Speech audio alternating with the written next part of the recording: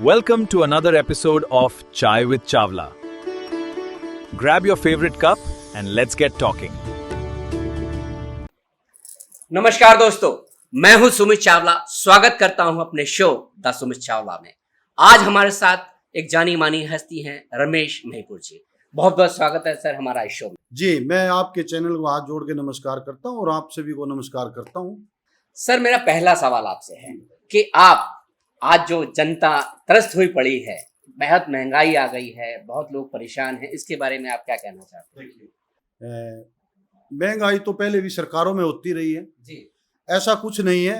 अब आज बीजेपी सरकार है और महंगाई जो ना बहुत ज़्यादा है, ऐसे नहीं है।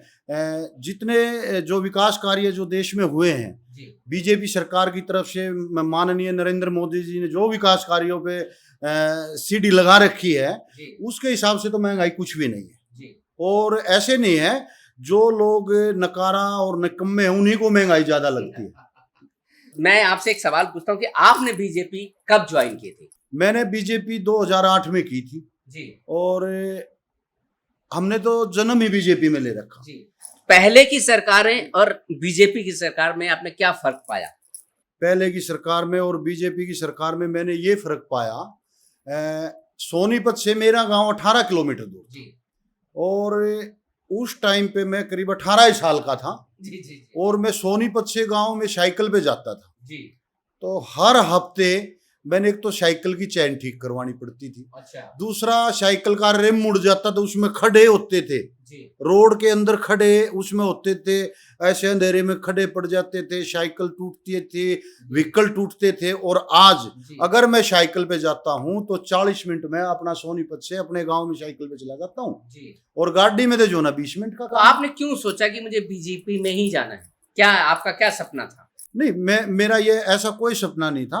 मुझे तो सिर्फ बीजेपी में आने का मेरा ये है कि देशभक्ति है और इन लोगों के अंदर देशभक्ति, देश से बड़ा कुछ भी नहीं है। तो ये मेरा वो है, हम तो देशभक्त हैं, मोदी की तरह देशभक्ति करें। नहीं, मोदी जी हमेशा जो है दौरे पर रहते हैं, तो ऐसा क्या है? और जितने प्रधानमंत्री रहे वो बहुत इंडिया के बारे में रहते थे और इंडिया में रहते थे और कई चीज़ों को वो करते ऑब्जर्व करते थे, लेकिन वो हमारे माननीय प्रधानमंत्री जी हमेशा टूर पे रहते। लोग ऐसा कहते हैं, मैं ये नहीं कहता, मैं कोई टिप्पणी नहीं करता, लेकिन लोग ऐसा कहते हैं कि हमारे माननीय प्रधानमंत्री जी हमेशा टूर पर रहते हैं और लोगों की सुध नहीं लेते हैं। ये क्यों? प्रधानमंत्री जी जो टूर पे रहते हैं, पहले के जो प्रधानमंत्री थे वे टूर पे कभी गए नहीं, दिल्ली से बाहर गए नहीं, इंडिया में विकास कार्य हुआ नहीं। हमारे प्रधानमंत्री जी इंडिया से बाहर जाते हैं, बिजनेसमैन और कंपनियां जिनके साथ भी जो भी कंप्रोमाइज होता है वही इंडिया को जो ना आगे ले जाने का काम करती है, मजबूत करता है। प्रधानमंत्री जहां भी जोन से भी देश में जाता है उसी में कुछ ना कुछ हमारे देश के लिए करके आता है। तो उनका जाने का तो यही है भाई, हमें वो अपने देश के लिए जाता है, ये नहीं वो अपने कोई स्वार्थ के लिए जाता है। वो तो खाली एक देश को आगे ले जाने का काम। हमारे यहाँ व्यापारी वर्ग ज्यादा बढ़े और जो कंपनियां आए, आप देख लो हमारे जो ना आज देश में खुशहाली है पूरी। सर जैसे एक ये सवाल मेरा है आपसे कि भाई बीजेपी के बाद, बीजेपी से पहले सेंटर में और स्टेट की जो सरकार दिल्ली में केजरीवाल की सरकार रही 10 साल, उन्होंने मोहल्ला क्लिनिक बनाए, उन्होंने शराबबंदी की, उन्होंने बहुत सारे ऐसे काम किए। ठीक भाई, उन्होंने कॉलेज की फीस कई जगह माफ़ कर दी और पानी की बिल माफ़ कर दिए, बिजली की बिल माफ़ कर दिए। लेकिन आपकी सरकार जब आई उन्होंने बहुत कुछ चेंज कर दिया, बहुत कुछ बदलाव कर दिया उसमें। आप इसके बारे में क्या कहना है? यही तो दुर्भाग्य है। अब जो 10 साल केजरीवाल जी दिल्ली की जनता के मुख्यमंत्री रहे और दिल्ली की जनता को बेवकूफ बना के उन्होंने कहा मोहल्ला क्लिनिक। मोहल्ला नहीं था, वो दारू क्लिनिक था, शराब क्लिनिक था वो। वहां पे जो ना मैंने खुद देखा है कई जगह जा के, यहाँ आजादपुर रेलवे स्टेशन के साथ साथ ये है झुग्गी, वहां देखता था मैं चुनाव टाइम पे। वहां पे जो ना केजरीवाल के आदमी इतने होते थे, उनको पौवे बांटते थे, दारू के पौवे, लो लो लो लो लो ऐसे। उन्होंने तो एक बोतल फ्री भी की थी। हाँ, एक बोतल फ्री कर दिया और जो ना उनकी मौज होगी। तो वो तो सरकार की रेवेन्यू बढ़ जाए इसलिए किया उन्होंने? नहीं, वो सरकार की रेवेन्यू से कोई मतलब नहीं था उन्होंने तो सिर्फ क्या था, उसने अपना वोट बैंक बचाना था और दिल्ली की जनता को बेवकूफ बनाना था, बस ये काम था। लोगों का एक और शिकायत रहती है कि जहां भी बीजेपी की सरकार बनती है वहाँ ईवीएम का इस्तेमाल होता है, ऐसा क्या? जहां पे बीजेपी की सरकार नहीं है जी और जहां इनकी सरकार बनती है मशीन तो वहां भी होती है, जी जहां इनकी सरकार होती है वहां तो मशीन ठीक हो जाती है, वहां तो बिल्कुल ओके बोल देंगे ये भाई यहाँ मशीन बहुत अच्छी है। जी और जहां बीजेपी की सरकार बनती है वहां इनका ये जो है ना रोना चालू हो जाता है। मतलब इनको ये पता लग जाता है कि भाई हमारी सरकार आनी नहीं, उससे पहले ये मशीन का ढिंडोरा पीटने लग जाते हैं, भाई ये गड़बड़ कर दी, ये गड़बड़ कर दी, कभी चुनाव आयोग पे इल्जाम लगाएं, कभी मशीन पे, क्योंकि इनके पास सहारा नहीं है, क्योंकि जनता समर्थन दे चुकी है हमारे माननीय प्रधानमंत्री जी को। हमने इसको जाने नहीं देना, इतने इसकी जो है ना ये नाड़ ऐसे नहीं हलेगी ना जब तक ये नहीं कहेगा कि भाई अब किसी और को दो, जब तक माननीय नरेंद्र मोदी जी ही प्रधानमंत्री रहेंगे देश के। जी।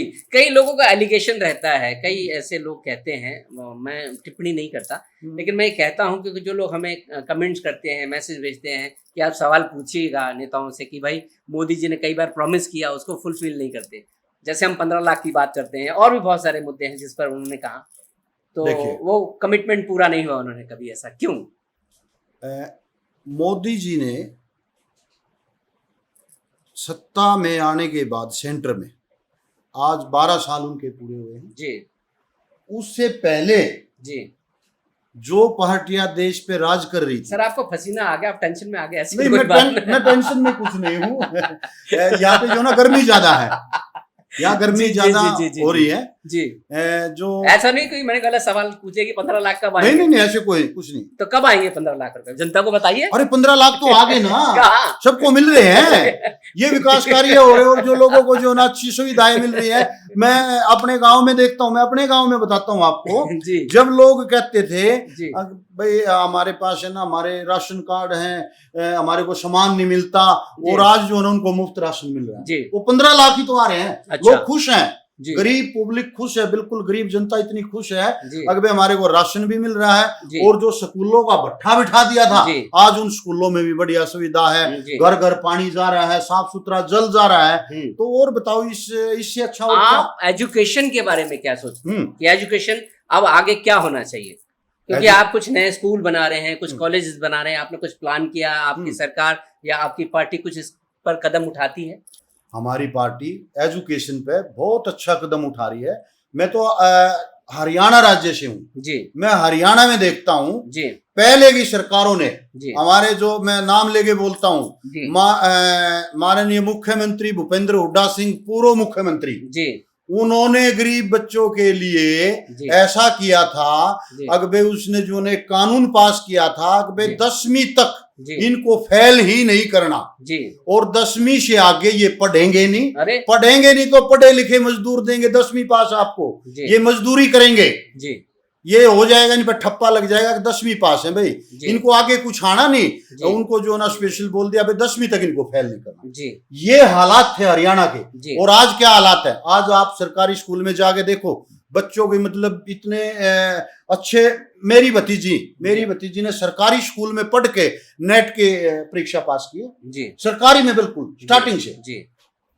तो मतलब आपको क्या लगता है अब सारा ग्रोथ हो रहा है हर जगह पूरे इंडिया में? बिल्कुल। रोड, जैसे हम रोडों की बात करते हैं, आपको क्या लगता है कि रोडें आज हमारे देश में सब जगह एकदम सेट हैं? अरे रोड तो पूरे देश में जो है ना इतनी अच्छी हैं, मतलब आप यहाँ से सोनीपत से चलेंगे जी, अगर हमने सोनीपत से रोहतक जाना है तो रोहतक से आप सीधे कटरा के लिए चढ़ जाओ जी, कटरा से सीधा मेरठ आ जाओ जी, मेरठ से सीधा जो है ना आप बॉम्बे चले जाओ जी, भाई जयपुर चले जाओ, कहीं से कहीं भी आप किसी भी रोड पे चले जाओ वहीं से जोड़ देंगे।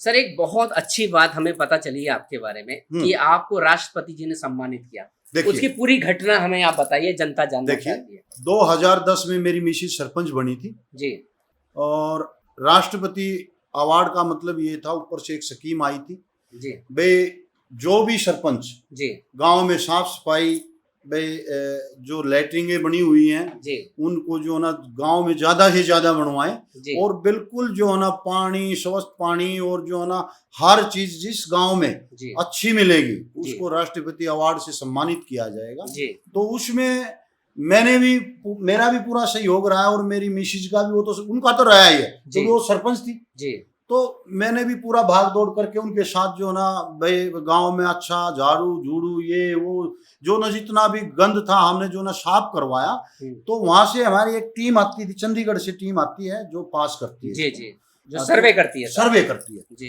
तो उन्होंने सर्वे किया, जी। उन्होंने हमारे गांव का नाम राष्ट्रपति अवार्ड के लिए अच्छा भेजा जी। और जो है ना फिर हमारे पास एक लेटर आया मैडम के नाम जी। और उनको राष्ट्रपति अवार्ड से सम्मानित किया गया राष्ट्रपति भवन में। ये तो बहुत खुशी की बात है, बहुत बहुत बधाई आपको सर, बहुत अच्छा काम आप कर रहे हैं। आगे आपका क्या सोचना है कि आप राजनीति में किस तरह से आज की राजनीति को आप किस तरह से देखते हैं? पहले की राजनीति और आज की राजनीति में क्या फर्क महसूस करते हैं आप? पहले की राजनीति थी जो जी, वो राजनीति थी पैसे की जी। कोई गरीब आदमी राजनीति में आने से पहले कई बार सोचता था जी। और आज की राजनीति ये है जी, जो भारतीय जनता पार्टी का जो भी छोटा हा कार्यकर्ता जो पीछे दरी बिछाने का काम करता है ना जी, उसको पता नहीं कहां से कहां बिठा देते हैं जी। जो कि उसने सोचा भी नहीं। हम्म, मेरा भी कहीं नंबर, लेकिन आज जी, हर कार्यकर्ता हर आदमी बीजेपी में जो दूसरी पार्टियों से आता है जी, वो भी ये सोच के आता है भाई हम भी कहीं ना कहीं देश सेवा के लिए समर्पित हो जाए। समर्पित। जी, जी। तो बहुत अच्छी बात है। हाँ। जी। तो ये सर एक बात बताइए और मैं आपसे जानना चाहता हूँ, अब 2027 में इलेक्शन होने जा रहा है यूपी में। माननीय योगी आदित्यनाथ जी वहाँ पर चीफ मिनिस्टर हैं, उन्होंने अपना कार्यकाल बहुत अच्छे से निभाया है। आगे आपको क्या लगता है?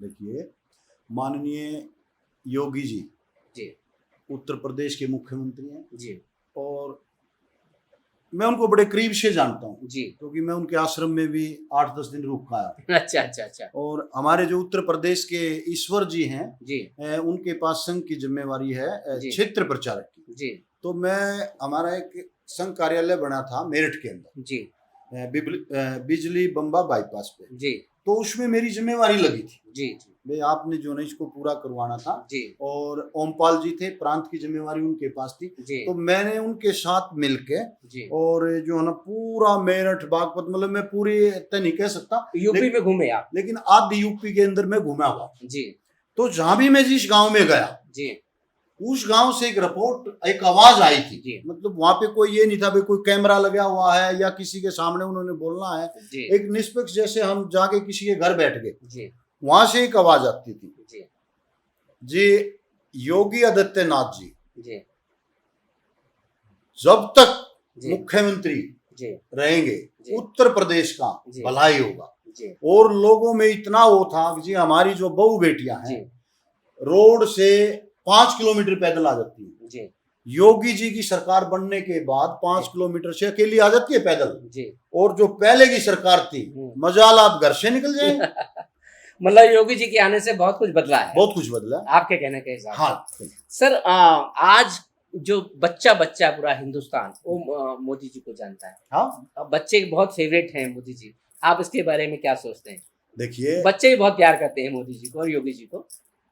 वो प्यार करने के योग्य हैं, जी, उनके अंदर ये क्वालिटी है। जी, अब माननीय देश के प्रधानमंत्री जी उसमें ये नहीं है जी, कि वो चल रहे हैं या कोई बच्चा है। वो देखा होगा आपने वहां पे ना बंगाल में जी, एक दुकान पे जाके सिंपल झालमुड़ी खाई उन्होंने, जी, तो वो बच्चों को देख के बड़े खुश होते हैं। प्रोग्राम बच्चों के प्रोग्राम करवाते हैं, जी, अपनी कोठी पे बुला लेते हैं भाई बच्चे, छोटे छोटे बच्चे मैं देखता हूँ उनके प्रोग्राम। जी, और जहां भी जाते जैसे बच्चा दिख गया वैसे गोद में उठा लिया। हम्म, नहीं तो हमने पहले के प्रधानमंत्री ऐसे देखे ही नहीं। जी, अगर ऐसे मतलब कोई किसी के बच्चे को गोद में उठा ले रो, सोशल मीडिया पर तस्वीर डाल दे, अपनी फोटो डाल दे।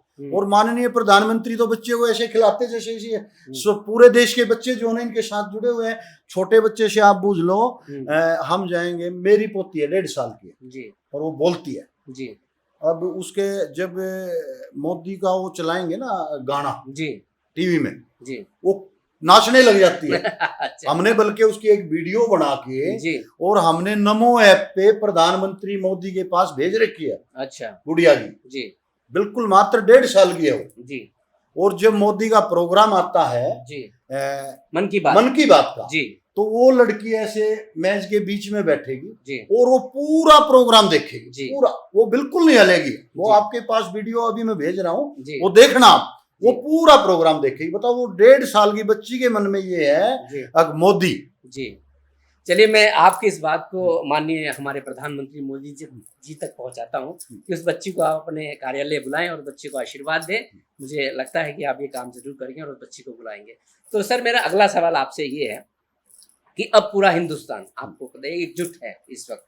मोदी जी की सरकार, योगी जी की सरकार, हर सरकार आपका अच्छा काम करती है। तो आगे युवाओं के लिए आपने कुछ रोजगार के बारे में सोचा? देखिए, युवाओं के रोजगार के बारे में तो हर समय समय पे सोचा जाता है जी भर्तियां भी निकाली जाती हैं जी और बच्चों को जो है ना बिजनेस भी हैं जी भाई, इंडस्ट्रीज में भी हैं युवा जी और नौकरियों में भी हैं। जी जितना भी जो बीजेपी सरकार जो नौकरियों की और बच्चों के बारे में भविष्य के बारे में इनके में सोच रही है ना, जी इतना तो किसी सरकार ने सोचा भी नहीं है। जी हम तो देखते हैं माननीय प्रधानमंत्री, हमारी स्टेट में देख लो अभी कितने बच्चे लगे हैं, कभी किसी से कोई पैसा नहीं। एक गरीब घर की माँ थी, यानी गरीब घर से थी वो, उसका बेटा, उसने अपना बेटे को पढ़ाया, +2 करवाया, जी फरमाना गांव है, जी और उसने जो ना दिहाड़ी धूड़ी करके, उसके घर वाला एक्सपायर हो रहा था, जी। उसने +2 करवाया। +2 करवाने के बाद उसका बेटा डी ग्रुप में बगैर पैसे के लग गया। हम्म। तो वो तो ये कह रहे जी हम तो जो ना जी गए, और ये बीजेपी सरकार में होती तो हमारा कहाँ नंबर था, हमने तो नौकरी का पता ही नहीं था कैसी है। जी, आज के युवा पीढ़ी को या आज की जनरेशन को क्या मैसेज आप देना चाहते हैं? आप कैमरे के सामने बोल रहे हैं, पूरा हिंदुस्तान आपको देख रहा है, आप बताइए। तो सर, मेरा एक सवाल आपसे है जो मैं बीच में पूछ रहा था आपसे। आज की युवा पीढ़ी को, जो आज हमारी युवा पीढ़ी है, लाखों के हिसाब से बच्चे हैं, उनके बारे में आप क्या सोचते हैं? उनको रोजगार कैसे मिले? वो क्या ऐसा करे कि उनके पास रोजगार हो? क्योंकि एजुकेशन वो कर रहे हैं समाज में, क्योंकि हमारी पॉपुलेशन बहुत ज़्यादा बढ़ती जा रही है, इसमें कंट्रोल नहीं है, चीज़ें हैं। मोदी जी भी बेचारे क्या करें, वो भी अपनी ताकत तो लगा ही रहे हैं, लेकिन युवाओं को क्या करना चाहिए आपके हिसाब से? देखिए, युवा जो बच्चे हैं जी, उन्होंने, ये तो है नहीं जो माले पढ़े लिखे हैं भाई वो सर्विस में ही जाएंगे जी, और सबके लिए सर्विस भी नहीं है। जी नहीं है। तो युवा जो बच्चे हैं उन्होंने जो है ना अपने बिजनेस की तरफ ध्यान देना चाहिए। जी बिजनेस में भी जाओ, सर्विस में भी जाओ। जी ये नहीं एक टारगेट बना लिया, नहीं भाई हमने तो जो ना उसमें जाना है। तो सबको तो मोदी एकदम से ये तो कह नहीं सकता भाई सभी बच्चे आओ और सबको ही एडजस्ट कर दिया। जी, जो बच्चे अपना सर्विस के लिए क्वालिफाइड करते हैं जी, वो तो करेंगे जी, और जो बच्चे मान ले रह जाते हैं तो जी। वो बच्चे अगर देश का भविष्य है, जी, उन्होंने मतलब ये सोच के नहीं, मतलब ये होना कि हमारे को सरकारी नौकरी नहीं मिली जी, तो हम तो जो नो निराश हो गए या मायूस हो गए, नहीं। जी, उन्होंने आगे बिजनेस में अपना कदम रखना चाहिए, जी, क्योंकि देश के युवा जो पीढ़ी है वो देश का भविष्य है। सर, तो आपको क्या लगता है इसके लिए सरकार कुछ मदद करेगी? युवाओं की कुछ मदद होगी? हाँ, सरकार कर तो रही है मदद। जी, जैसे क्या? सरकार, आप अगर मान ले कहीं किसी इंडस्ट्री में जाओगे तो लोन भी दे दिए सरकार, जी, ठीक है, इंडस्ट्रीज के लिए। जी, और मान ले और भी जैसे बच्चे हैं जी, जो पढ़े लिखे हैं, जी, जैसे उनका जो समय जैसे होता है भाई सर्विस में आप इतने साल तक आपको कर सकते हो। बाकी हमारी सरकार ये भी कर रही है, उनको वो जो महंगाई भत्ता है वो भी दे रही है जी, सरकार, उनको हर महीने बच्चों को पैसे दे रही है। जी, और वो अपना जो है ना उसको आगे जाके मतलब उसको छोड़ के, यानी कि उस पे डिपेंड ना रहे, जी, अपना कोई भी बिजनेस है या और कोई है, कुछ भी काम आप कर सकते हो। जी, पढ़ने का मतलब ये नहीं होता कि उनको नौकरी मिले तो सेट होंगे। जी। नौकरी जिसको मिल रही है उसको मिल रही है। सर, जैसे हमारे उत्तर प्रदेश के मुख्यमंत्री योगी आदित्यनाथ जी हैं और हमारे हरियाणा के मुख्यमंत्री नायब सैनी साहब हैं, उनमें क्या फर्क महसूस करते हैं? वो किस तरह का काम करते हैं और वो किस तरह का काम करते हैं? देखिए, माननीय हमारे योगी हैं जी, योगी बाबा जी, जी, ये तो जो ना इनका तो एक अलग रूप है। जी। इनका तो एक सीधा है, कोई भी है भाई, इनके पहले तो इनके आगे बुलडोजर ही रहता है। अच्छा, मतलब बुलडोजर के नाम से फेमस, बुलडोजर बाबा के नाम से फेमस है। बुलडोजर तो रहता ही है इनका। जी, जी, और हमारे वाला जो सीएम साहब है, हाँ जी, वो जो थोड़ा ना आराम से काम करता है, स्लो करते हैं। स्लो। बाबा तो इनकाउंटर करवा देता है, ये पैर में गोली मरवा देता है। क्रिमिनल जो आदमी है, जी, तो ये फर्क है। हाँ, दया भाव वाले हैं। हाँ, दया भाव वाले, बिल्कुल। मतलब आप ये कहते हैं कि दया भाव वाले सैनी साहब। हाँ। जी, जी।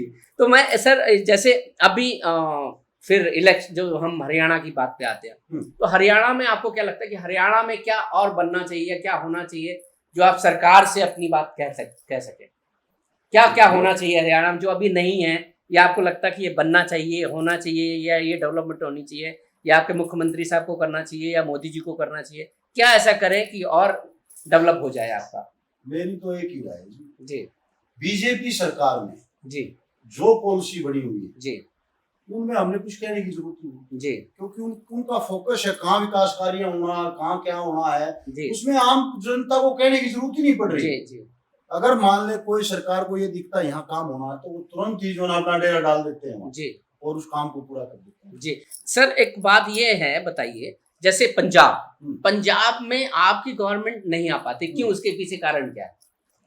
नहीं, आप पार्टी का मतलब ये नहीं है। अब जैसे पहले जो सरकार थी जी, हमारी बीजेपी की जो गठबंधन की सरकार भी रही है वहाँ। जी जी बीच में जो ना सरकार ये केजरीवाल ने बना दी जी और वहाँ भी जो है ना एक अलग तरह का माहौल है। जी पंजाब में भी मैं घूमा हूँ, जी जी अलग तरह का माहौल है जी क्योंकि लोग चाहते हैं जी बीजेपी को। जी। फिर लेकिन क्या कारण है? लेकिन कुछ जो नेता होते हैं ना जी वो टाइम पे जो है ना पब्लिक को कुछ गुमराह कर देते हैं। जी लेकिन अब की बार पब्लिक ने ये मन बना लिया है जी अब यहाँ हमने बीजेपी सरकार को लाना है जी और जब ही पंजाब का भला होगा, जी। ना तो पंजाब का भला नहीं होगा। चलो, हम उम्मीद करते हैं आपकी बात सक्सेस हो और सफल हो, और भगवान आपकी बात सुने और आपकी सरकार पंजाब में भी बने, उम्मीद करते हैं। तो बहुत बहुत धन्यवाद, बहुत बहुत शुक्रिया सर, आपने अपना कीमती वक्त हमें दिया है। तो शुक्रिया दोस्तों, मैं मिलता हूँ किसी और सेलिब्रिटी के साथ। शुभ रात्रि, शब्बा खैर, गुड नाइट, थैंक यू।